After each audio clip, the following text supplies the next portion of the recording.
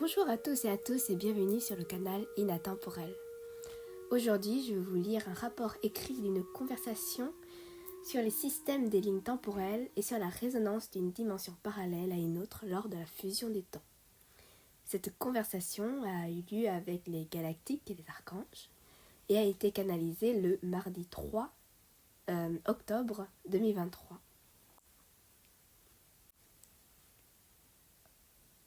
Pour comprendre cette conversation, il est essentiel que nous redéfinissions le concept du temps. Le temps est une des choses les plus présentes dans notre société et dans notre monde. Il est de ce qu'il y a de plus réaliste et en même temps, il est très subjectif. Car au final, chacun d'entre nous le vivons, le ressentons, le voyons et le percevons de manière très différente des uns et des autres. Le temps marche selon ce système de passé, présent, futur. Mais ce qui le compose vraiment est en réalité le présent. Le temps est composé par milliers de présents. Le passé a été un jour un présent. Le présent du présent est un moment instantané qui ne dure que 1/1000 de seconde. Et cet instant-là est tellement court que le cerveau humain ne peut le considérer ni se l'imaginer. Ce présent est donc très éphémère. Et pour compléter, le futur est un présent à venir. Donc, dans le sens logique des choses, le temps n'est fait que de milliards de présents, qui ensuite composent le fonctionnement du temps, soit du passé, présent, futur. On les définit comme ce qui a eu lieu, ce qui se passe maintenant, ce qui est et ce qui sera. C'est une façon de rythmer et de comprendre un inconnu angoissant sur lequel l'homme n'a pas main mise dessus. En simple, il ne peut le contrôler et c'est cela qui est angoissant pour lui.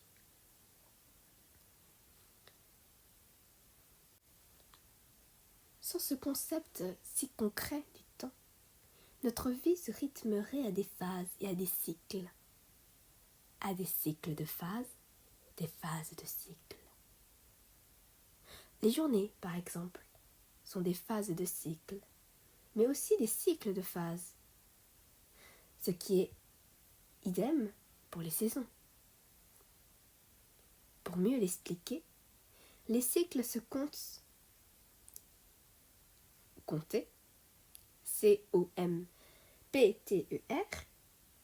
et se comptent, C-O-N-T-E-R, sur longue durée et qui se répètent, alors que les phases sont des mini-cycles, les passagers.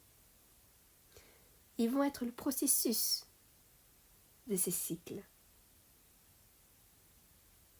Les liens entre les deux, c'est le suivant.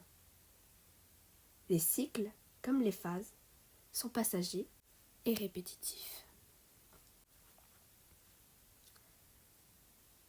Pour en revenir sur la composition du temps, qui est du passé, présent, futur, le fait qu'il existe des milliards de présents qui déterminent en réalité ce qu'est le concept du temps, on pourrait appeler cela les lignes temporelles. C'est la même chose que le principe qui repose sur le fait qu'il existe des milliards de présents qui définissent le temps. Les lignes temporelles sont le fait que ces lignes sont également des présents, ou du moins, elles représentent le présent, ou plutôt les présents. Ces lignes ne concernent cependant pas que ce monde. Elles concernent également les dimensions et les mondes parallèles. Ces dimensions et ces mondes-là sont de fait partout, parmi vous, comme un peu partout dans les multivers, dans les galaxies. Mais il y a une différence entre les mondes et les dimensions parallèles. Si les mondes parallèles manifestent sous une forme propre à eux, et divergent de la vision que se font les hommes de leur apparence, les dimensions parallèles ne sont autres que l'hypothèse hypothétique de l'existence de plusieurs planètes bleues, par exemple, de plusieurs terres, plusieurs Madame A, Madame Z, Monsieur B ou Monsieur D, mais dans des stades différents de la nôtre, dans une dimension non visible avec les yeux d'un corps humain. Ce qui sépare ces dimensions sont des espèces de portails, ou plus simplement, ce que l'on peut communément appeler des voiles ou encore des lignes temporelles. En partant du principe que le temps est illusoire, les lignes temporelles sont dépourvues de logique et pourtant, elles se révèlent à travers les multiples présents. Les multiples présents.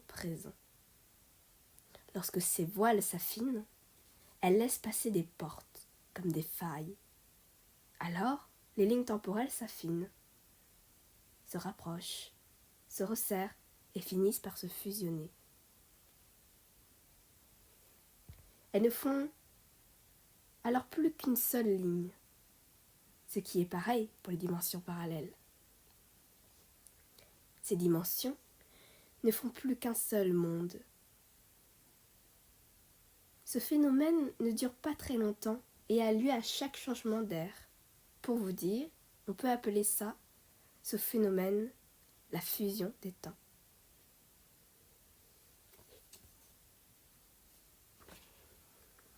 Les voiles qui sont censées séparer ces dimensions ne sont plus durant ce processus et donc, elles révèlent en même temps tout ce qui a été caché, menti, tous les non-dits par exemple.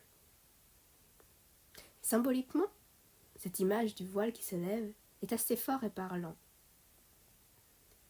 Contrairement à ce que vous le pensez, les conséquences de ce phénomène sont assez visibles pour ceux qui savent regarder avec le cœur. Mais nous y reviendrons plus tard. Avant de vraiment entrer dans le vif du sujet, que nous ayons redéfini le concept du temps, des lignes temporelles, des dimensions parallèles, etc., redéfinons ce qui va avec tout cela. Le paradoxe temporel. Selon la thèse d'une possibilité que le voyage dans le temps puisse exister, il y a cependant ce paradoxe temporel qui est très embêtant. L'exemple le plus évident est celui du voyage dans le passé.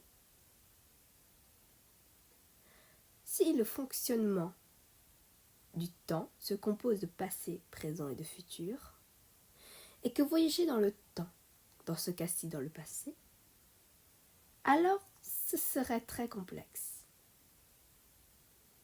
Par exemple, si Madame A voyageait dans le passé et mourait dans un quelconque accident, elle mourrait dans le passé et donc, dans son présent actuel, elle ne serait plus en vie pour pouvoir arriver au moment où elle voyagera dans le passé.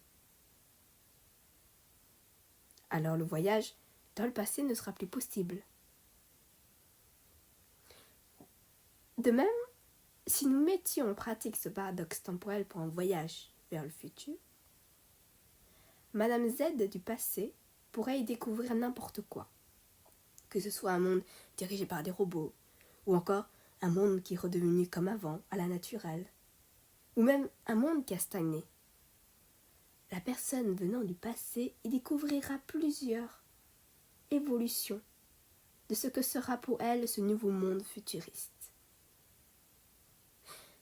Si elle retourne dans son présent passé, elle sera avantagée par ses connaissances venant du futur, qu'elle peut utiliser pour changer son monde et son présent, qui sont passés. Mais cela veut dire que l'évolution de ce monde sera prématurée, et donc son futur de fait changera et aura une autre évolution. Le futur aura donc changé, puisqu'il se sera adapté au changement qu'elle aura apporté dans le passé. Connaissance qu'elle a justement ramenée d'un futur qui a été lors de son voyage temporel, mais qui n'est donc plus puisqu'elle a modifié son passé. Et, dans tous les cas plausibles, son présent passé serait-il prêt à s'ouvrir aux connaissances ramenées du futur qu'elle a vu?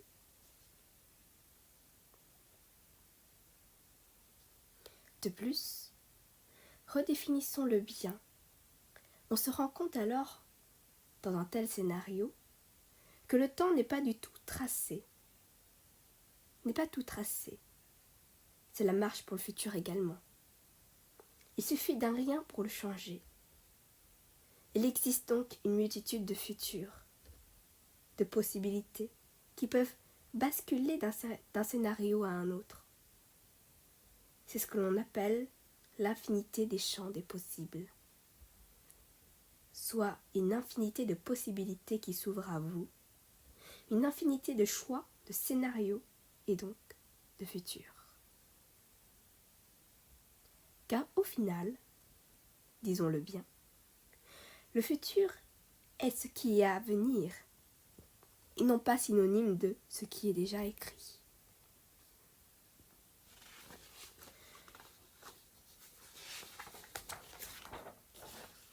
Le voyage dans le temps est donc bien sûr possible. Et le paradoxe temporel est tout aussi embêtant.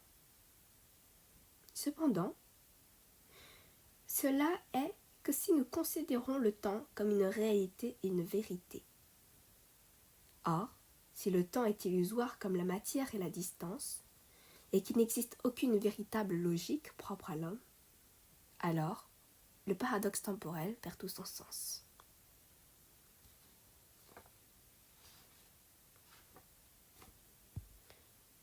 À présent, entrons dans le vif du sujet. Maintenant que nous avons défini les lignes temporelles et le paradoxe temporel, il suffit de se dire que les lignes temporelles fonctionnent également de la même manière que le paradoxe temporel. Le fait est qu'il existe plusieurs, disons, Madame A, par exemple, dans votre monde et dans les dimensions parallèles. Ces autres Madame A ont peut-être la même apparence que Madame A, la même personnalité qu'elle, la même vie, ou en tout cas des choix pris et des situations divergentes de ce qu'on peut choisir ou vivre Madame A. D'ailleurs, Madame A pourrait penser qu'elle est l'originale, alors que les Madame A des autres dimensions parallèles pensent également être uniques. C'est donc tout aussi complexe. Tout dépend du contrat d'âme, des décisions de celle-ci. Mais lorsque les voiles qui sont censés séparer ces mondes parallèles disparaissent, et que les lignes temporelles fusionnent, et donc que le phénomène de la fusion des temps a lieu, il y a une certaine fragilité dans l'énergie. Les consciences d'une Madame A, d'un monde parallèle, et celles de Madame A de notre monde, ou d'un autre, peuvent s'inverser.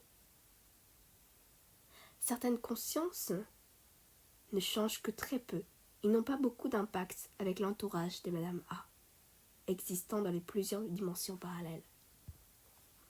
Il est rare mais possible que les personnalités d'une Madame A par rapport à une autre soient très différentes l'une de l'autre, ce qui est, dans ces cas-là, peut provoquer un très grand choc, que ce soit pour les consciences de Madame A, venant d'une autre dimension parallèle actuellement dans le corps originel de Madame A, dont la conscience est dans le corps d'une autre Madame A. C'est très complexe, mais en même temps c'est très facile à comprendre. Ce phénomène d'inversement des consciences est fréquent lors de la fusion des temps, mais peut aussi arriver sans que le processus de fusion n'ait lieu.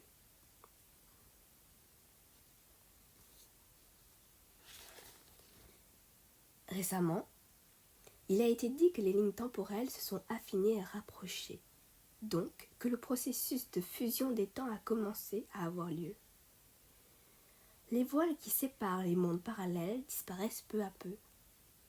Symboliquement, le voile qui se lève révèle également beaucoup de non-dits. Nous parlons alors d'un collectif plus grand que la planète, puisque ce collectif comprend également les milliards de dimensions et de mondes parallèles. Les milliards, en tout cas, tous ceux qui existent.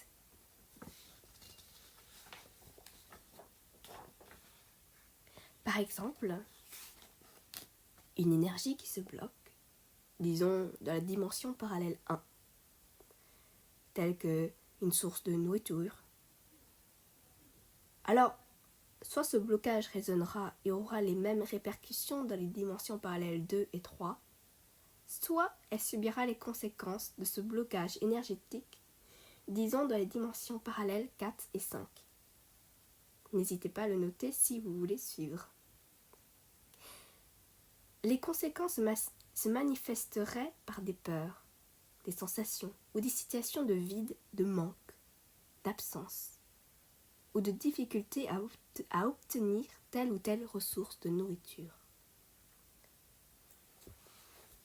Car, pour ainsi dire, si l'inversement des consciences des Madame A fonctionne à l'image des lignes temporelles et du paradoxe temporel, pour un quelconque changement énergétique, une évolution, un blocage énergétique, cela marche aussi de la même manière. Et si, durant un temps, les consciences s'inversent, alors les conséquences du blocage énergétique se feront encore plus sentir.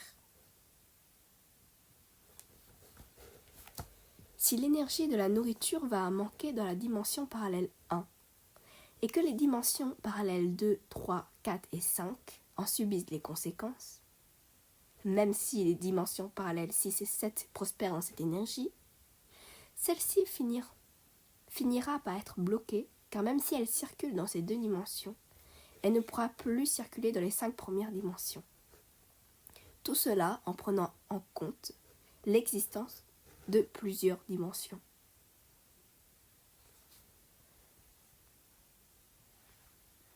Reprenons ce fonctionnement avec l'énergie de l'argent, non pas cette fois que pour une certaine Madame A, mais pour le collectif d'une dimension parallèle à un autre collectif d'une dimension parallèle divergente.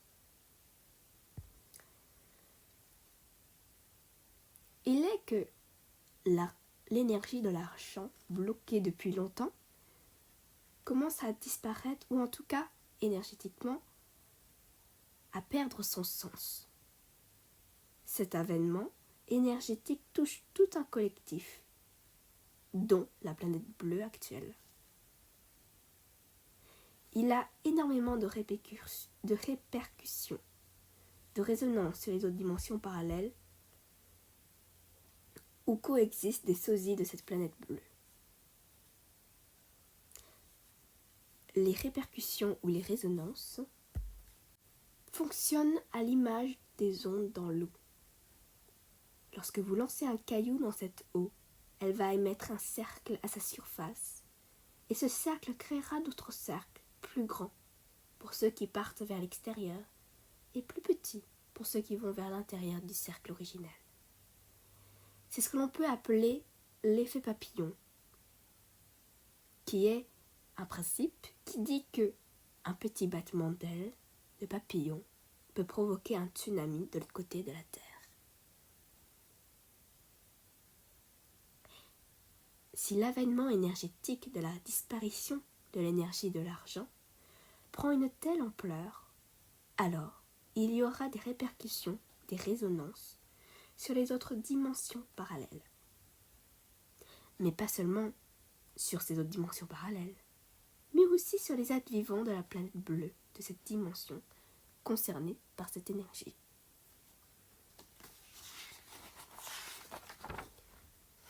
Si cette énergie d'argent disparaît, ou en tout cas énergétiquement, elle perd son sens, alors les êtres concernés par cette énergie en subiront, entre guillemets, les conséquences.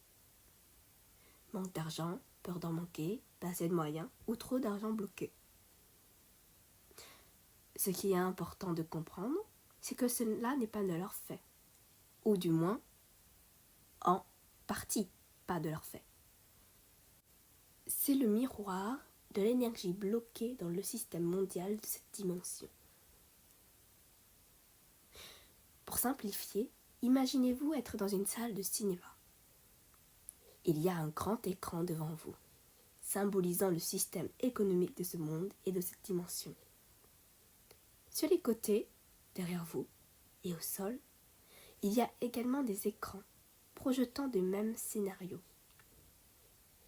Et un peu partout dans les coins, il y a des écrans plus petits racontant la même histoire. Ce que vous viviez est le reflet de ce qui se passe dans le système mondial. Et on peut dire que ce qui se passe dans le système mondial, vous le vivez. C'est la règle de l'unité, c'est ce qu'on appelle le système, le fonctionnement du système. Vous êtes un peu acteur dans tout cela, et en même temps, il est de votre libre arbitre et responsabilité d'en devenir spectateur. Même si cela vous impacte et que cela n'est pas de votre fait, en partie pas de votre fait, il y a à chaque fois quelque chose d'initiatique, car tout ce qui est juste.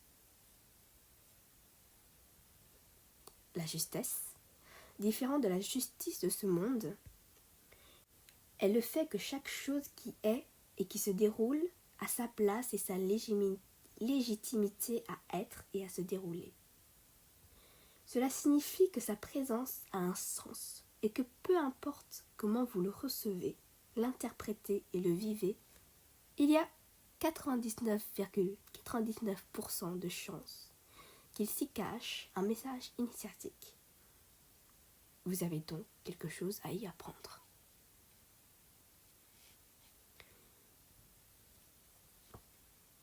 Lorsqu'il ne s'agit pas de blessures, de blocages personnels, transgénérationnels, collectifs, d'intentions conscientes ou inconscientes, d'une tierce personne ou d'une tierce énergie à vouloir vous bloquer, de l'énergie d'un lieu, etc. Alors, nous nous référons à votre livret, ce que l'âme a choisi d'expérimenter et quel genre de message elle souhaite vous transmettre. En notant bien que, tout au long de notre vie ou de notre incarnation, jusqu'à la fin de l'incarnation, nous aurons toujours des choses à œuvrer, entre guillemets. Les annales akashiques sont des particules de lumière d'information, des encodages de tous les mondes, les galaxies, les dimensions parallèles, les planètes et les multivers existants. Imaginez-vous de milliards de bibliothèques sans fin. Chaque de ces bibliothèques sont remplies de ce qu'on appelle des livrets. Il y a inscrit toutes sortes de choses comme les contrats d'âme, ce qu'elle a choisi d'apprendre, d'expérimenter. Si nous regardons le livret de Mme A, nous y trouverons son contrat d'âme, ce qu'elle a appris, encodé, expérimenté, intégré, et ce que les Madame A des autres dimensions vivent et sont également.